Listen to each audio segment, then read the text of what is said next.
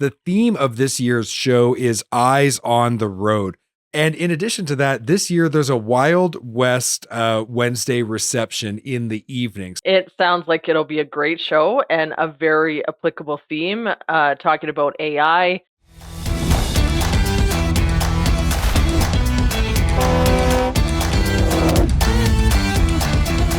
It's a new year. Can you believe it? 2026 has arrived. And this episode, we're going to talk about what it is going to take to really succeed in heavy duty parts in 2026 based on some of the challenges we faced in 2025.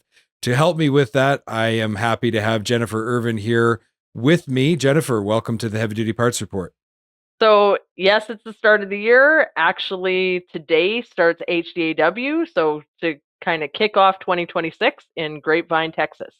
Right. So we recorded this a couple weeks ago, but as of the day that this episode drops, which is January 19th, I'm actually down in Grapevine, Texas, and attending the entire HDAW show, including HDAD, which is today, January 19th. And then the HDAW conference kicks off tomorrow and runs throughout the week. So over the next few days, I'm going to be recording footage of the show and interviews at the show, which we will share on our next episode. Excited to share that with you. If you're actually at the show and by chance you're listening to today's episode, come on down and say hello. We'd love to see you. We've got the Heavy Duty Parts Report booth. If you go up to the main doors at the exhibition hall, to your left, there's a hallway. And there will be a couple podcast booths down there, including the Heavy Duty Parts Reports booth. So come on down and say hello. I'd love to talk to you. If you're not at the show, then watching the video version of this episode will give you some great insight into what being at HDAW is all about. And I highly encourage you, if you're in the heavy duty parts business, to attend HDAW. It is the aftermarket heavy duty parts show of the year. So this year, the show is, again, from today, January 19th, through to the 22nd, and it's at the Gaylord Texan Convention Center in Grapevine, Texas. The theme of this year's show is Eyes on the Road, and a lot of the conversations this week are going to be about data, about AI, technology, tools, and managing the volatility that we've experienced over the past few years, which is anticipated to continue in 2026. Now, why should you attend? There are over 300 suppliers. So basically anybody who supplies to the heavy duty parts industry is at this show. So you want to go and visit with the suppliers.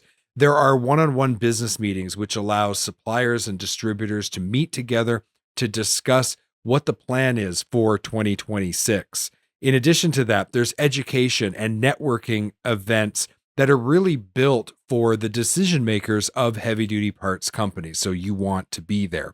For me, a couple of the highlights of the show are the two exhibition times that are set out on Tuesday from 1:30 to 6 and Wednesday from 8:30 a.m. to 1 p.m.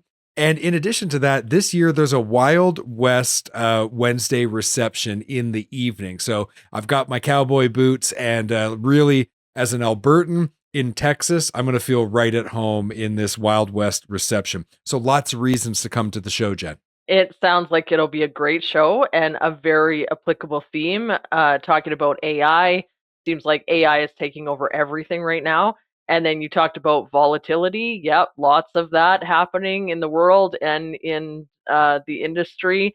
So I was thinking with AI, it's very easy to be resistant to change. But if we want to stay relevant, whether business or anything, we have to be able to use these new tools in order to do that. Yeah, one of the things that comes to mind when I hear you say that is really from, let's say, the 2000s, the early 2000s until just a couple years ago.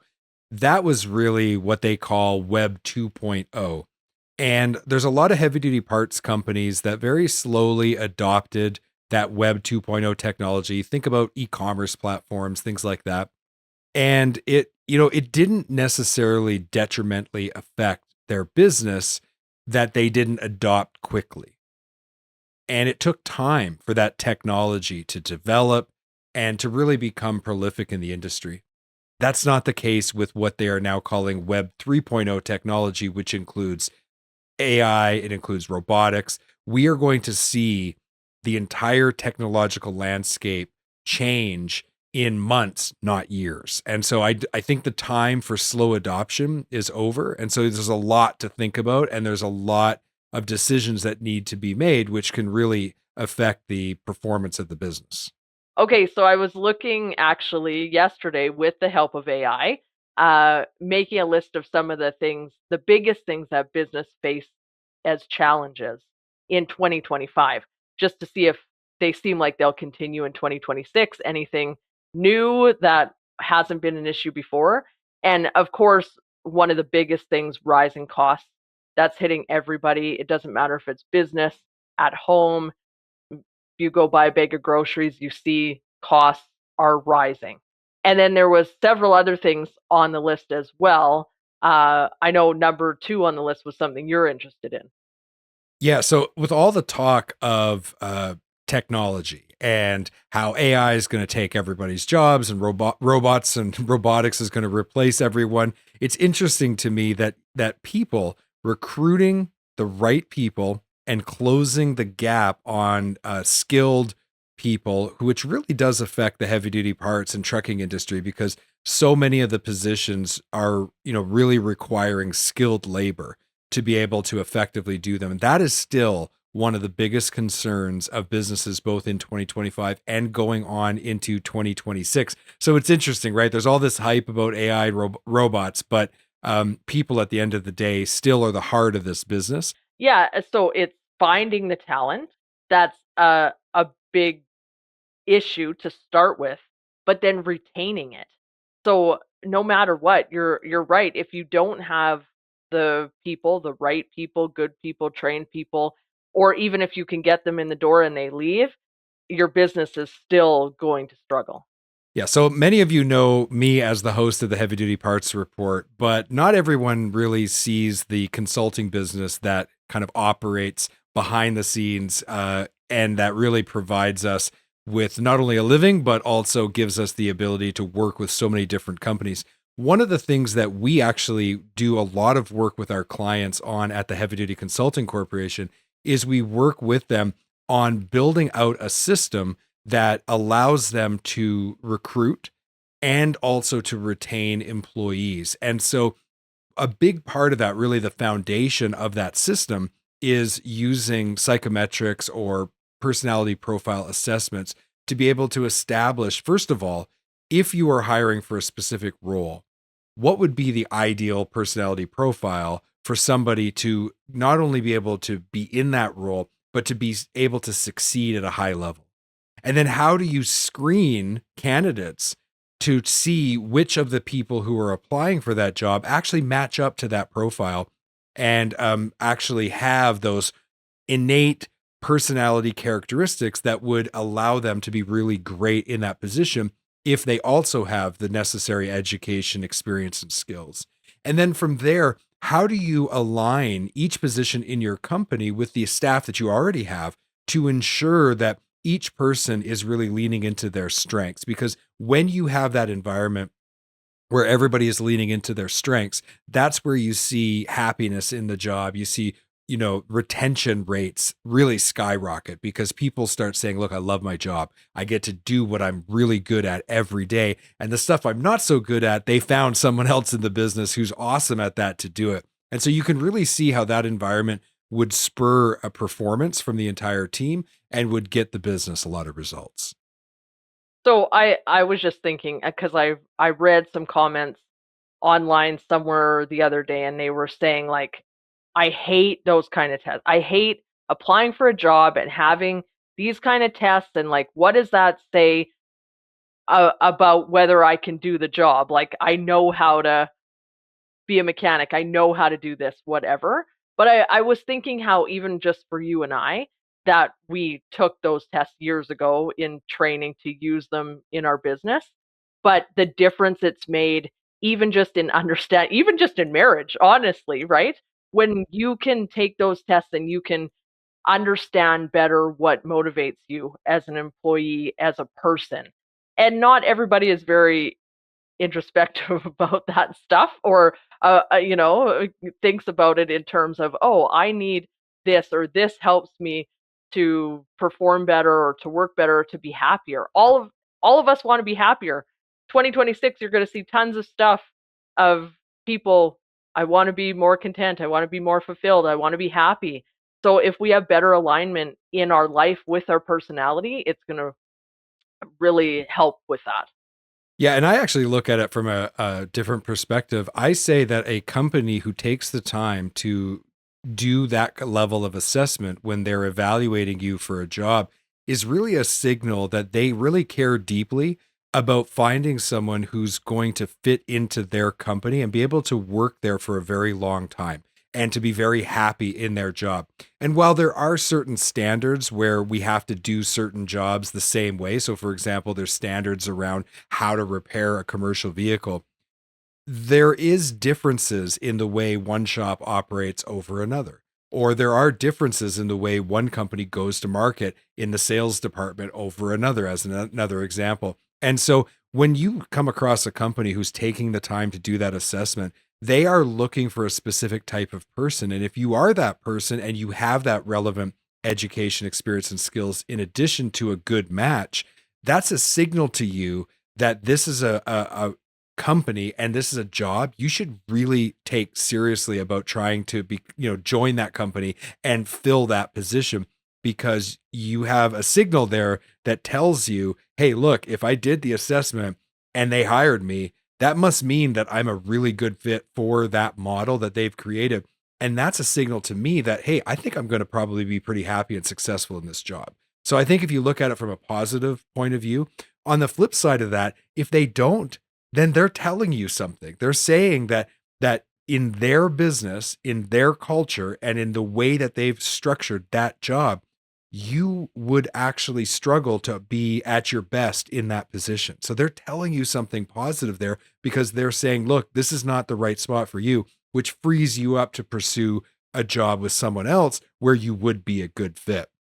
So, I mean, maybe that's a little, cup half full, cup half empty, and it just depends on your perception. I don't know. But to me, that's the way I see it. It also, though, I was thinking, well, my brother's a good example of one that he actually was in a company and got promoted, but because of his personality, he was miserable. So, yes, it was a promotion. Everybody kind of looks at, oh, you want a promotion. Not everybody wants a promotion and is going to be happier. So sometimes we have to do things we don't like. We have to pay the bills, rising costs, everything. But if we can stay at a level in a company where we're actually happier, we can do our job better.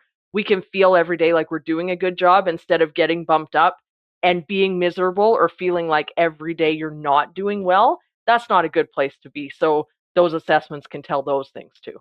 Yeah, there's a great study out of the University of Toronto that they ended up calling the Peter Principle, and it's part of how we approach organizational design, which is another component to the people service that we offer for heavy duty companies. So we've talked about people now for a while. At the end of the day, if you're interested in really understanding how our system works and will help you to not only recruit but also retain top talented people in your company, if you want to contact us, go to heavydutypartsreport.com, click the consulting button, which will take you through to heavydutyconsulting.com. And there's a very easy contact page where you can see my availability and you can book an appointment with me to discuss your specific situation. It's time to hear from our sponsors. We'll be right back. Lowering total cost of operation involves looking at critical components that you put on your commercial vehicles and making sure that you are making the best selection for your application. With all of that in mind, I want to introduce you to the new standard in wheel end protection, the Hubcorp's revolutionary X-Tractor. Now, what I like about this product, it's the only line of hubcaps that comes with a built-in 3-stage magnetic oil filter. And this is a safeguard for your critical wheel end components. In addition to that, it is actually a serviceable component on your vehicle now. And so it has a patent pending hex thread cartridge. And the X-Tractor makes hub oil servicing really simple and easy. And guess what? If you're not servicing that hub oil regularly, you are going to have premature failure of key components. It's just the way it works. So I highly encourage you to get on the wait list today. You can do that by heading over to thehubcorp.com. Check it out, get on the wait list, and you will get the most up-to-date information about when this product is available and also some price discounts that you won't get anywhere else. So go visit thehubcorp.com today. It's not just fleets and owner operators that need to look at their total cost of operation and find tools that help them with their business. If you're running a repair shop, then you need tools to streamline your operations. And that's why I recommend FullBay. Now, FullBay has features like streamlined scheduling, real-time inventory tracking, technician efficiency insights, and detailed reports on exactly every aspect of the business that you need to be paying attention to make sure that your repair shop is running as efficiently as possible. And what does this mean for you? Well, it means in the end that FullBay is the very tool that's going to help you reduce downtime and make your shop more efficient, keeping the vehicles that you service on the road where they belong. Check out fullbay.com/power to maximize your shop's productivity today. That's fullbay.com/power. Manufacturers and distributors are a key component in the supply chain, and they play a vital role in keeping trucks and trailers rolling. I'd like to introduce you to Equip 360 by Gen Alpha. This platform helps manufacturers and distributors grow their part sales. But more importantly, it helps them make their customers' lives easier. And that's so important. With real-time insights into inventory, pricing, and order tracking, it's going to keep your customers coming back. Plus, it saves time by automating routine tasks and making repeat purchases simple. I encourage you to explore Equip 360 at genalpha.com, genalpha.com. Check it out today. We're back from our break. Make sure you go and check out the links in our show notes to all of our sponsors. Okay, let's get back to this episode.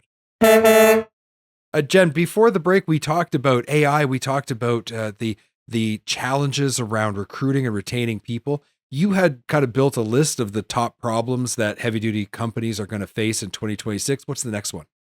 Okay, well, I have to tell a story to tell this one. So this is always a problem in business, but on the 2025 list again was marketing and lead generation. So every time we talk about this, it reminds me of a story. Years and years ago, we were hired by the owner of a company. He was actually a contractor, so it wasn't in the heavy duty market, but it applies. Just stay with me for a minute here. He wanted to expand his business. So typical, right? Expand my business. He really needed help with marketing, and he decided he was going to go all in on a big trade show. Kind of like HJW. Is that same environment? It was that side. He spent a lot of money on a huge booth. So I don't know what these are worth now. Thousands and thousands of dollars. Yeah. So he had big plans of expanding his company. He was a typical technician, though. He wasn't great at chatting and talking with people. So he had hired us to work the booth for him, right? So we had a goal that we had discussed ahead of time, get information from qualified leads who wanted a quote to have work done on their houses. So over the few days we were there, we got 70 confirmed real leads that wanted quotes, were ready to do work on their house. And so he was ecstatic. We were happy. That was what he paid us for. We went on our way. But a few weeks later, we wanted to check in with him, and we touched base to see how it was going, following up, how many leads had been converted, and he hadn't contacted a single one of those leads. Not even contacted, not even an email of, we'll get back to you, nothing. And so we were shocked, obviously. It was sad to see that went nowhere. And then he mentioned how disappointed he is his business didn't grow after that trade show. And we were incredulous because, of course, it wasn't going to grow without the work behind the scenes. But it did make me think how this situation is so common, because he wanted to grow his business. Everybody wants that. He spent a lot of money on a marketing idea. Well, everybody's doing some kind of marketing, and it costs more and more money nowadays. But then he had no system beyond that to capture the leads, turn them into any sort of ROI. Like there was no follow up. So then he got very discouraged, said this didn't work, and he probably never tried that again. So that was years ago, not even where we are now. I haven't kept in touch with him, but I'm assuming, at least from trade shows, he wasn't getting the results he wanted. And it's sad because it could have turned out differently. Yeah, and how I see that play out kind of in the last couple years is on the digital front. And so I think of how many podcasts have been started over the last few years by big companies, right? So tier one suppliers, big national distributors. A few episodes in, they get cut. Why? Well, a lot of times I think it's because people feel that, we've done this big investment and we didn't get this wave of orders and new customers. So obviously that thing doesn't work.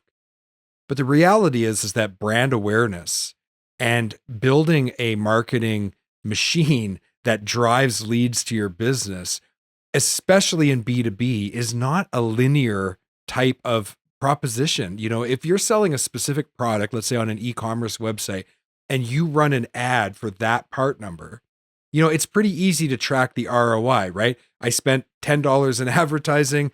I got $100 sale. I made $30 profit. I'm up $20.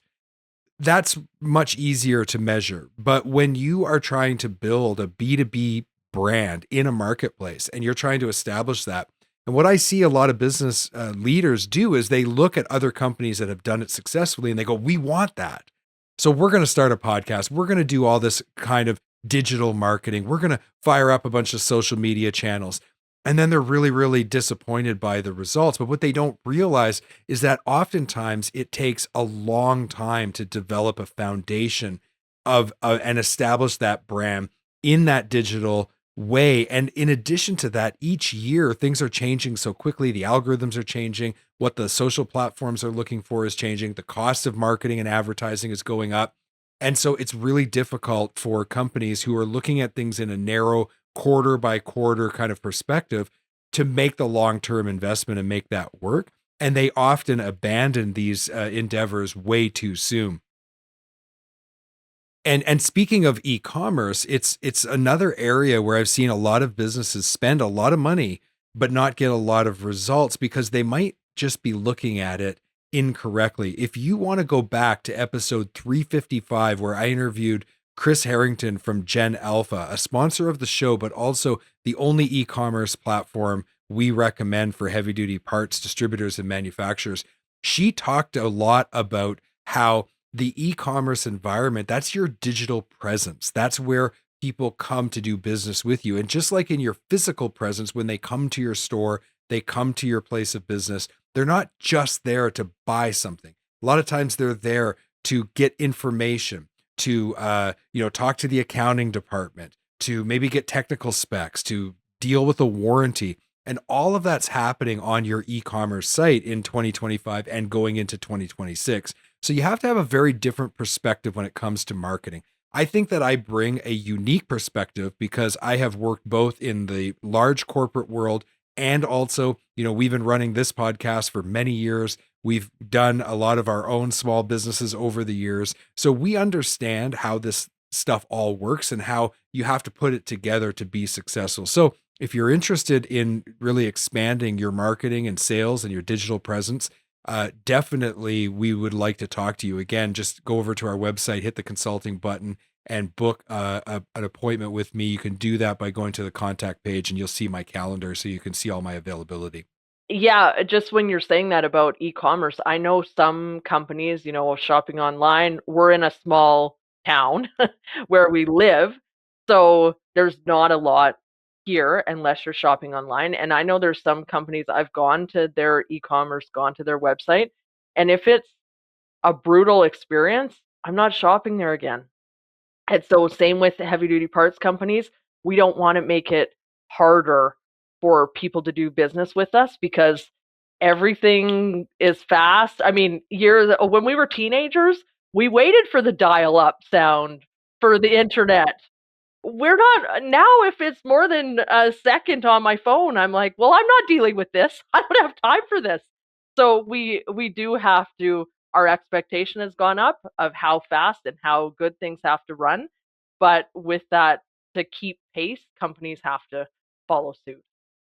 So, as we've discussed, there is a lot to this, and having the right strategy is really, really important. And so that's where the Heavy Duty Consulting Corporation comes in. We can help you develop that strategy because let's face it, the costs are going up and up and up to do this the right way. So, you don't want to make a mistake. As an example, when we were paying for some brand awareness as we were establishing the Heavy Duty Parts Report, what I could get for, let's say, $100 of advertising spend 2 years ago, the amount of reach that I got, I feel like that's dropped by 90% over the last couple years. It's ridiculous how expensive things are.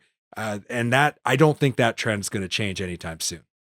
No, see, it's shrinkflation, just like when I buy chips, same price, less in the bag. So that brings us back full circle to the prices going up and us having to mitigate for that. So if we could sum up a few things that heavy duty businesses can do in 2026 to reach their goals despite these challenges, what would your advice be? Okay, so there's a 5 step plan here that you need to follow. So, one, you have to have a solid strategy. Two, you got to get the right people sitting in the right seats.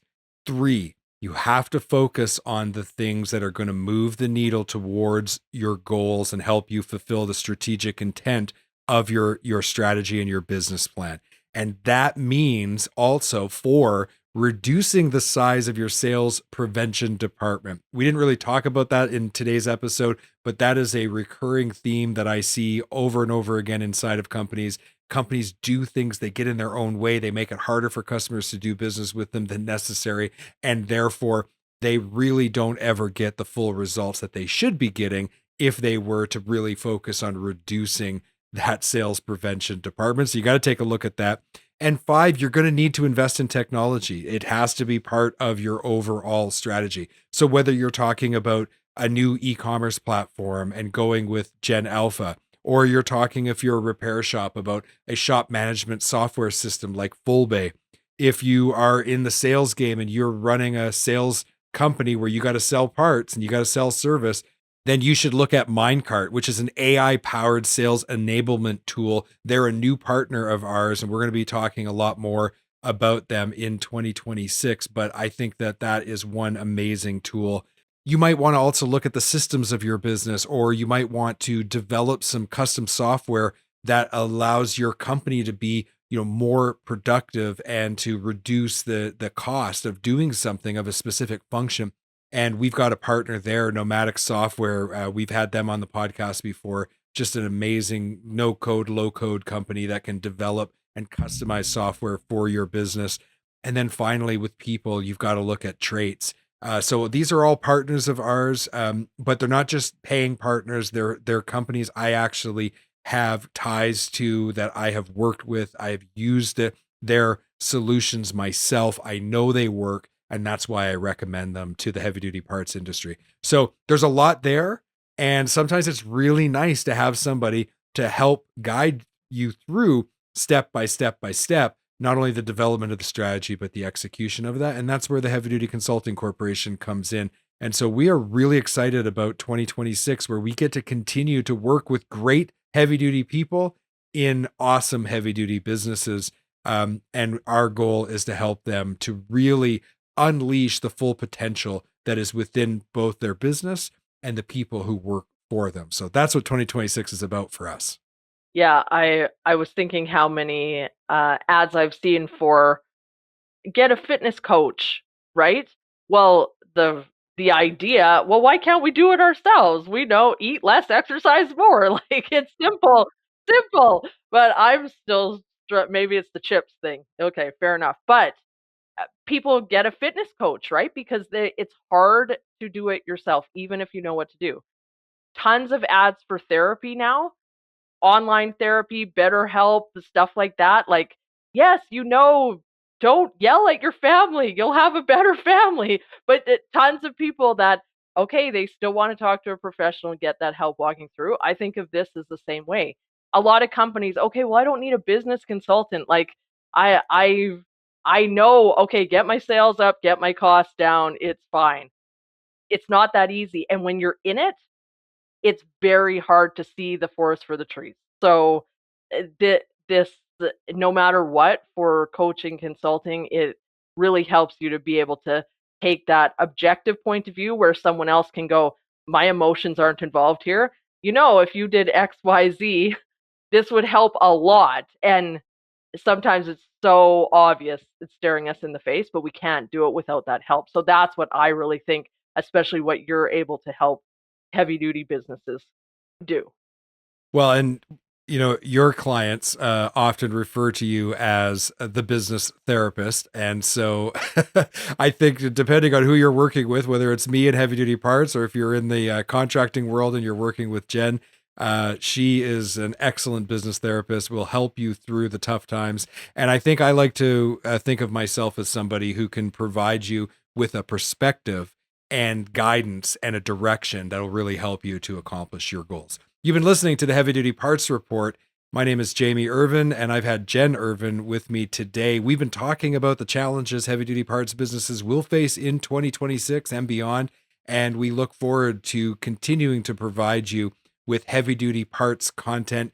Come back next episode because we are going to have our full episode covering HDAW, and we've got a completely new kind of format for how we're going to showcase the HDAW event this year on our show. So come back in a couple weeks, check out that episode, head over to heavydutypartsreport.com, follow the show, subscribe to it. We are looking forward to having you with us this year. And Jen, thanks for being on the podcast with me and helping me get through this list of things that people need to work on in 2026 in heavy duty. Absolutely. Thanks, Jen. And as always, I want to encourage you to be heavy duty.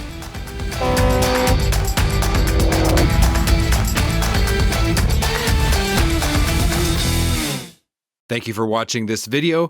Click here to subscribe to the Heavy Duty Parts Report YouTube channel and click here to watch another great episode.